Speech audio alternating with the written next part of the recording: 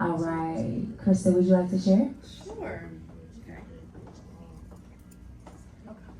Hey y'all, I'm Chris, and I believe that I'm really strong and that I work really hard, and I tell myself that I'm a warrior and I'm going to accomplish every dream the Lord gave me. Clap it up for Krista. She's also been to quite a few sessions. Would anyone like to share what they wrote? Okay, Ronnie, and then I'll get you. Hi, I'm Ronnie. So I believe I was put on this earth to entertain and make people laugh, make them smile, make them happy. And I often tell myself I'm too busy to do little things that I should do. So I'm working on that. But I also tell myself that through Christ, I can do anything that He's put me on this earth to do. So kind of combat each other. I'm too busy, but I know what I need to do. You know? Yes. Know you're prepared, but sometimes our self-talk is just out of bad habits. You know, we're just so used to being mean to ourselves. It's like this part of you that wants to be like humble, like, okay. It's like almost keeping you grounded, but not keeping you grounded in the right way. Clap it up for Ronnie. And then you said you wanted to share. Come here, man. Hi guys, I'm Tiffany. I go by Tiff. I believe that I am strong, fierce, and mighty, and I know this because I can do all things through Christ who strengthens me. All right. Is there anyone else that wanted to share before I move on? Yes, come here. Oh, yeah. We're shocking there. Yeah. Okay, I wrote, my voice is my superpower. I am light. I am worthy of being heard. My gift was already made perfect when it was given to me, and I've always been enough. All right. Can y'all tell how many sessions she's been to? We have been drilling this down. There was one more hand before I move on. There was one more hand. Come on up here. This will be the last one. There's a few things I want to say. Electric. My name is Bakari, and how y'all doing? I'm made in God's image, but I'm flawed. Sometimes I don't feel like my voice is good enough, and one of the reasons is because it's so deep. So in lots of contexts, that doesn't necessarily fit. But in the right context. In every context that was created for you, it will fit. Oftentimes we've been trying to fit in when we were made to stand out. Right. And the very thing that made us special is the thing that we've tried to suppress. And who was it that Robbie Jerkins posted? He said, stop trying to go viral, be authentic. And I'm going to say that to everyone in the room. Stop trying to figure out what your content is going to be. Stop trying to go viral and just be yourself. And I understand there are years and years of baggage. There's someone that has told you to shut up. And sometimes they lived in your house. My dad used to tell me that every day. He's like, would you shut up? But people sometimes are talking freely and they don't realize the seeds that they're planting inside of you. My dad is one of my biggest fans, so he didn't realize what he was planting in me, which is why it's so important to be careful, not only with our words, but what we're saying to ourselves. Because you will start to believe it. And no matter where it stemmed from or why we started saying these things, I personally was raised in an environment where you were not supposed to be proud. You were supposed to be meek and mild and humble. And so it's all of those things that kind of align with the talk of like being quiet and kind of containing your light. So everything that I actually naturally am is big. It really is big, but I was taught to be small. And so it's taken years and years of reprogramming. I'm still reprogramming. And so a lot of times we will feel like there's this destination where everything will just feel right. But it is a continual job to reprogram your mind, to be intentional about what you say, pay attention to your environment, pay attention to what you allow people to say to you. Because people will say things in jest that they don't realize they're planting seeds. And they say, oh, you're going to that little... We say it so naturally, sometimes I catch myself and I don't mean it. I'm like, oh, I didn't mean little. Because nothing you've ever done was little. No stage you've ever stood on was small. No song you've ever wrote was bad. Everything is to be developed. And so I am so happy that you guys showed up for yourself. So clap it up for showing up for yourself. So we just had a really, really big event on 12:30. Raise your hand if you was at the 12:30 event. Okay, a lot of you were there. We had a really, really big event. It was too big for some of us, but I want to. I want to speak to that. I'm gonna give you guys a little backstory. Okay, I was a part of a choir. It's called Kanye Sunday Service, and the choir started. I want to say it was February of 2019. January 2019, I believe it started with a group of 40, was the first group, and it just little by little expanded, right? About time that I was added on, it was at the later end of the year, it was August 2019, and I came in with a group of 80. Now, when they started the choir, it was all professional background singers, okay? So these people had been vetted because they sang with the best of the best. They had their core group, they had their chemistry, they were a family. And then so the group that I was a part of that was added on, they were like, who are these people? Who are these people? And also, there were seeds that were planted that we were not aware of. So when you have like a fear-based mindset or a scarcity mindset, and you're afraid of losing your space because of something else coming in, that's where things can really start to fall apart. So I want everyone in this room to know that you belong here, that you are a part of something. No matter how big this gets, this is your home. This is your community. But I also want you to remember that if God put you in this room and he's bringing other people to this room, there's a reason for that. Amen. What I would love to happen, because I do listen and I do care. I do care about how this room feels and the essence of what it is. And so there are ways to implement and make sure that everyone's core values align, because there is a screening process, but then there's also a heart process. And I think a lot of you have gone through that heart process and you know what this is. And there are some people that have seen it on the internet and they are attracted to it, but they don't fully understand. But I want you guys to be open to allowing that progression to happen. There are growing pains that come with expansion. But I told everyone in this room, I hope all of your dreams come true. And with that means elevation. It means expansion. It means I may not see you every week anymore. And I have to be okay with that. So even as the leader of this, y'all have to understand that I am also dealing with the expansion. And you guys have seen weeks where Dathan wasn't here. My heart, I'm happy for him and his expansion, but that's my real friend. And every week he's not here, I miss him. So I hear you, I understand, I've been there, but I've also been on the other side of it, which is why I'm having this conversation of why it's important to open your heart to what God is doing. And if you trust me, even if you don't trust all the new people, right? But if you trust me and you really see that God is doing something special, then you gotta allow it to do what it's doing. And trust that you will still be protected. Your space will be protected. You are where you're supposed to be at all times. Like, even if it's not here one Monday, you are where you're supposed to be. So can we clap it up for that? All right. So we have people coming in the room. If you're just walking in the room, I want some people down here like we normally do. Y'all are too far away from me. Come on this carpet. I don't know what y'all thought this was. I know y'all was dressed up cute and everything, but y'all, this ain't that. This is not 12:30. We are back home. We are at headquarters. Come sit on this floor with me. Y'all know I'm gonna sit beside y'all too. So I am going to introduce to you all as you guys are getting seated. If you have not been here before, raise your hand, sopranos. Look, I know y'all lied. Y'all all sopranos. Where my sopranos at? Raise your hand, altos. There is room on the carpet if you would like to come up front. Raise your hand, tenors. Okay.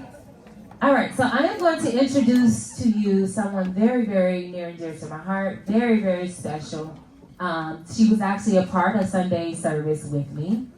She's done many incredible things. She is a professional background singer. A lot of you guys are aspiring background singers. Some of you are background singers. She has a wealth of knowledge and has a wealth of experience. So I really think that this is a treat for you all to hear from her, hear a little bit of her journey. She is also a part of a group. If you guys have ever heard of June's Diary, she was a part of June's Diary. She was just on tour with Money Long, and she's about to go on tour with Mary J. Blige. So clap it up for that. So sis is booked and busy. But outside of even all of the gifts that God gave her, she is just a beautiful person. She's one of the most supportive people I met in LA, which is why 3 years later, she is still in my life. And I appreciate her. So we're going to bring Ashley Williams to the stage. And I'm going to give her 15 minutes to talk to you guys, or maybe 10 minutes because you guys might have questions too. So we'll open it. I'll kind of keep your time back there, okay? Okay. I was dependent on the questions because I'm not long-winded. A lot of people are, but I like to keep it short and sweet. Hey, y'all! How y'all doing on this is it Tuesday? It's Monday. See, they working together. I want you guys to do me a favor. I want you guys to talk to the person beside you, and I want you to tell them what you wanted to be when you were 5, 6, 7, 8 growing up. Go now.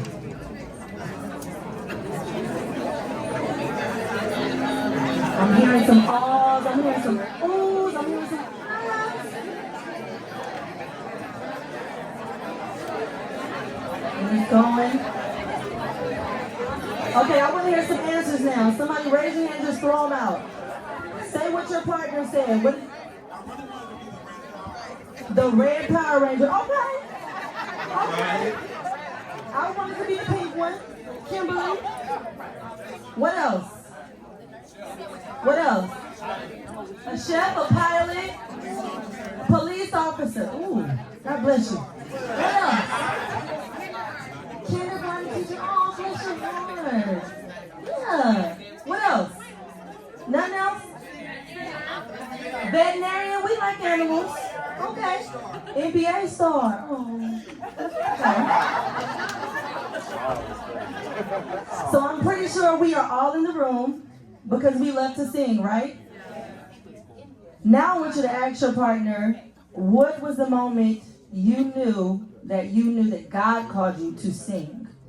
What was that moment? Talk amongst yourselves.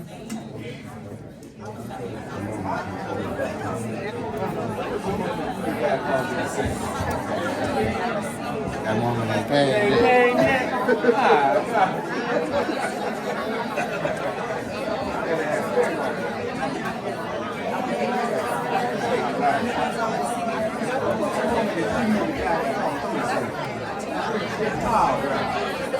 I'm open to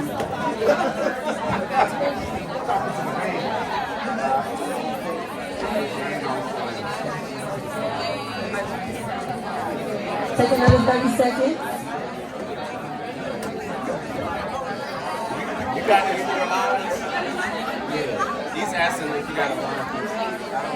He has down there. I don't know what it is. But he's asking if you got it. He's doing the percussion stuff. So it might be like a pad or something. Alright. And if not, you can tell him. 10 seconds.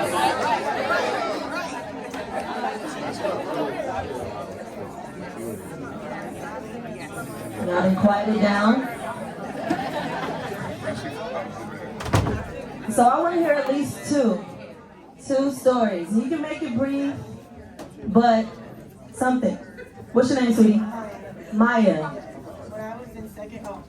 When I was in second grade, I sang the national anthem at my brother's 4th grade graduation. Yeah, and so that was what we were talking about, is realizing, especially as a young kid, not realizing how your voice is affecting others. So at a young age, having that moment of like, oh, they're like really liking when I do this. Okay, even though I've always loved to sing, but yeah. Love that. One more person. Come get the mic.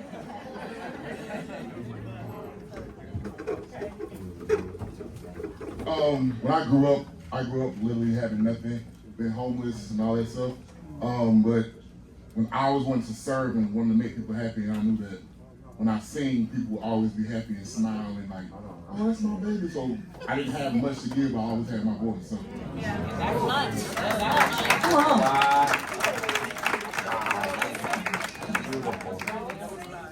So I didn't know I wanted to sing until I was 24. I know, right? That's crazy. I knew I could sing since the age of 5. It was the Lion King song, I'm gonna be a mighty king. That was my jam.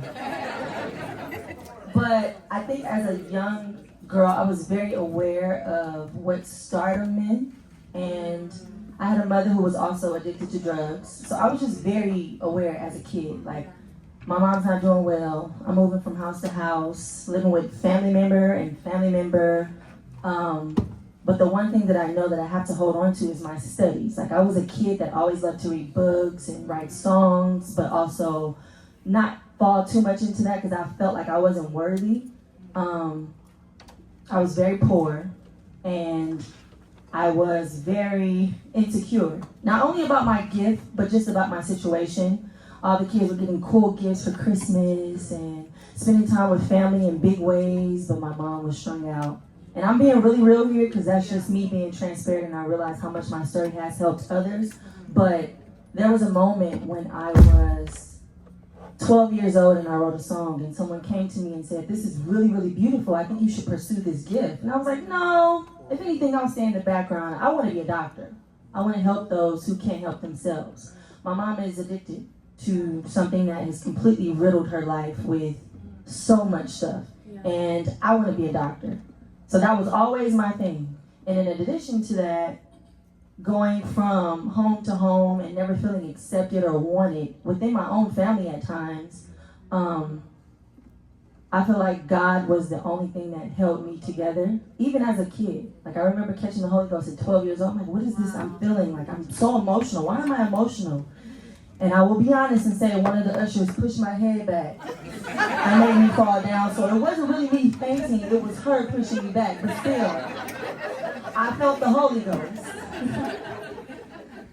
But I will say, when I was in high school, I was very educated and dedicated to my studies. I'm gonna get an A. I'm gonna get an A. I'm gonna get an A. I'm gonna get an A. Because that's what I can lean on my intelligence. I can lean on that. That's something not to fall back on. I could fall back on music if I need to. Sometimes that's people's first love. It was not my first love at all. And for some reason, I ended up on people's stages, in rooms, writing with singers, opening for people. And I'm like, what is happening? Ended up getting accepted to UC Berkeley, and I finished all 4 years. And even in the midst of that, performing on stages where I've won trips to Australia or opening for artists and being ambassadors for companies like Tom Shoes. I don't know if y'all remember Tom Shoes. You buy a pair, they give a pair. Yeah, so many amazing opportunities. But the one moment that I realized I was meant to sing was when I was on the X Factor stage. And I had never gotten accepted to shows like that, like Star Search, American Idol, Junior American Idol, The Voice Junior. I had auditioned for all of those and never got through. And it was that one time I sang I Will Always Love You on the web audition. And I was like, I'm just sing this song. I've never sang that song in my life. I didn't know what I was gonna do. I'm like, I'm just gonna do Whitney. Nobody does Whitney, Ashley. Yeah, that means they're not gonna take me because I'm not supposed to be here. So I sang the song and I went through. And that day on the audition, they pushed me till, I want to say I didn't go on stage until like 12:30 a.m. I had been there since 6:20 a.m. My dad came. My dad don't go nowhere. He stays in the house. My whole family was there. And I went out on that stage at about 12, I want to say it was like 12:13. And when I sang the song, I was nervous as hell. Yeah. But the moment that they gave me a standing ovation in the midst of me singing, and I realized how many people were in tears and crying, and I'm not trying to be cliche, I don't know, it just was this power that came over me. And then after the aftermath of people reaching out to me and saying how much my story, not just my voice, my story had helped them, really, really spoke to me. So that was the moment where I was like, okay, God, I'm going to submit and I'm listening to you because it's not about me at this point. It's about the people that I've been affecting and how my story has, in a way, changed their lives. And it just felt really, really amazing to know that, okay, I'm walking in it. I'm going to do it. And ever since then, it's been gig after gig after gig after gig when I said that I was going to just submit and just let him take over and give myself to him. Thank you. So the one thing that I want to leave with you guys today, I don't really have too much to say, is just remember your why. I know it's cliche.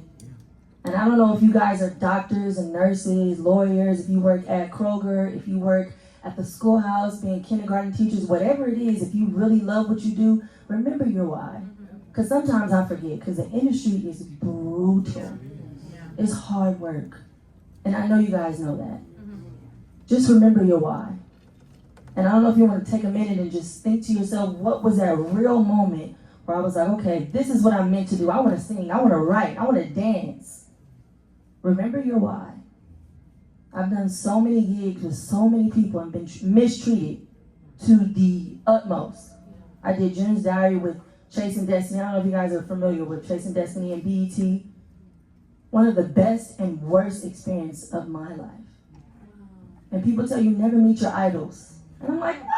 I love Brandy, I love Kelly Rowland, I love all of them. Baby, never, ever put people on a pedestal.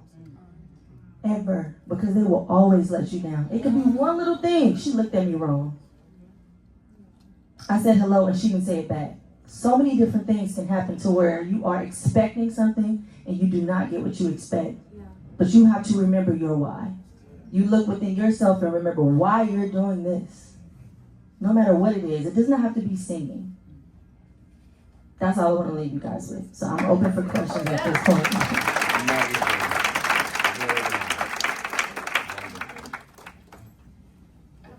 Yes, ma'am. When going on a major tour like with Mary J. Blige, how far in advance do you start learning the music before you're on the road? Today. I start rehearsal tomorrow, and no, seriously, we got the music a month ago, and it's about a good 26 songs. They might take some out, they might put some in, but you gotta be prepared. So you listen in and out. I'm a quick learner, but that didn't come easy. So it takes time to retain. I didn't used to retain very well, but being with Sunday service, oh my gosh. Yeah, tell them how that was, like songs that you learned. Let's say we do Sunday service within 1 week. We come on a Tuesday. They present 7 songs. Kanye comes in, is like, I don't want those songs. They give us another 5. We learn those songs as well. It comes to Saturday. We get a whole text. Hey guys, be prepared to sing this, this, and that. Sometimes those texts didn't even come. And then we get on Sunday, and all the songs that we learned are completely scratched from. Yeah, so you just gotta know. So there have been times where they're playing, the band is playing the music, and like, okay guys, come. And you gotta shut it down because don't nobody know the lyrics. But you can be prepared and completely, what they call it, trick or treat? Trick or treat? But that's in a lot of gigs. I've been on stage with artists like Tyrese, and he wanted to do a song we have never rehearsed. And you just gotta figure it out. Vibe and ad-lib. So, learn your music. Learn your music. Don't be like me. You said you didn't start out being like a quick learner. Were there any tips or tricks that are guaranteed for you that was like, okay, now I'm better at retaining or learning really quickly? Repetition. You just gotta keep running it. Play it like it's your favorite song. Play them like they're your favorite song. And also get with like-minded people. Like the altos. I love my toes. I'm sorry, sopranos and tenors, but I just should. Get with your people. Get with your people. Learn the notes, because that helps as well. Learning those notes, aside from like sopranos, I don't know, for some reason the tenor note is always dominant to me. So I have to work with the altos to make sure I'm on key and I'm on point. So yeah, repetition and working with people. That's a good one. Anybody else? We moving on? Yeah. Well, thank you guys so much for having me. Shout out to Deanna and all of you guys. Really proud of y'all and the work that y'all doing. Love it. I love you. I love you. She's incredible. And so one thing that she's done really, really well that I compliment her on all the time is she has built so many relationships with people that were in Sunday service with us, which is why she's booked and busy. She is not just called on because she's talented, but she's nice.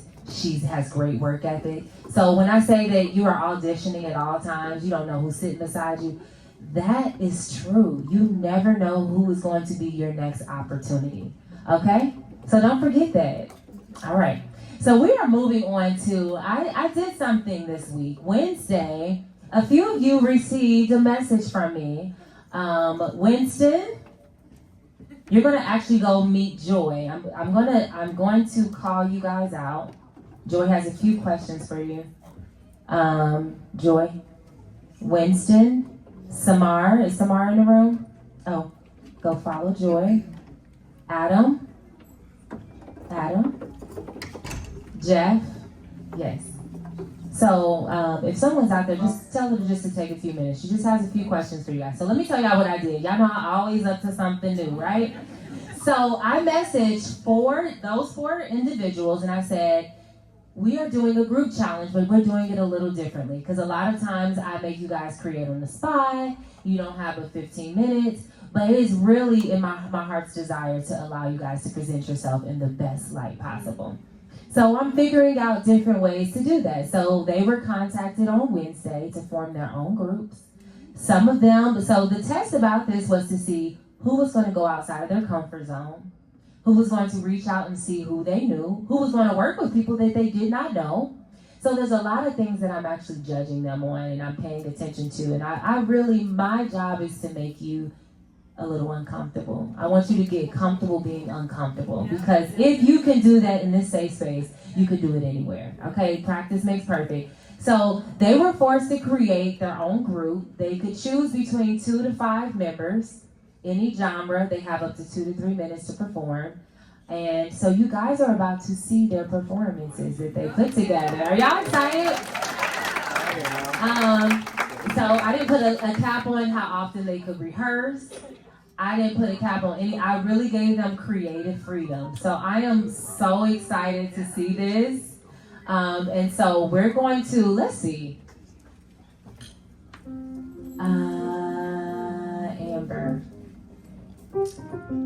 Pick a number between 1 and 4. I wasn't gonna put you on the spot. Pick a number between 1 and 4. 3. All right. I'll be back momentarily. While I go out there, I want you guys to find someone in this room that you don't know. Exchange social media. Introduce yourself. That means get up. Don't just look over to the left.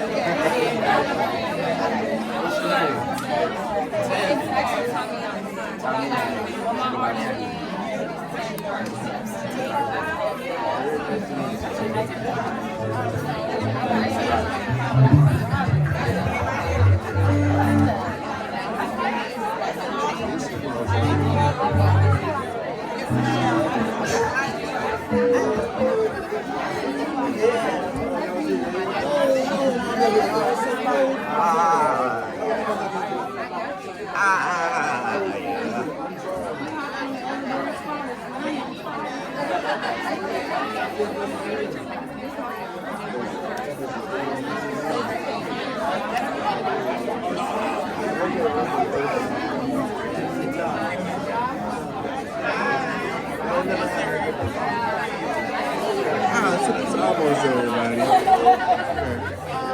Just have to lean forward.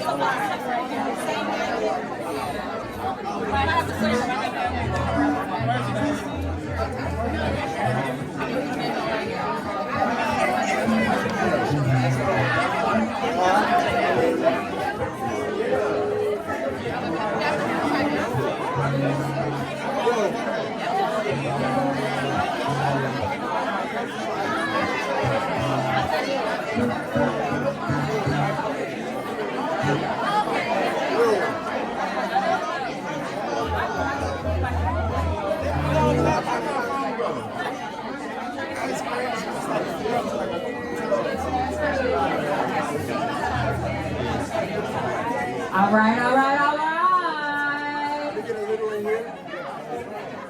All right, guys. Go ahead and find your seats. I'm so happy for you and your new connection.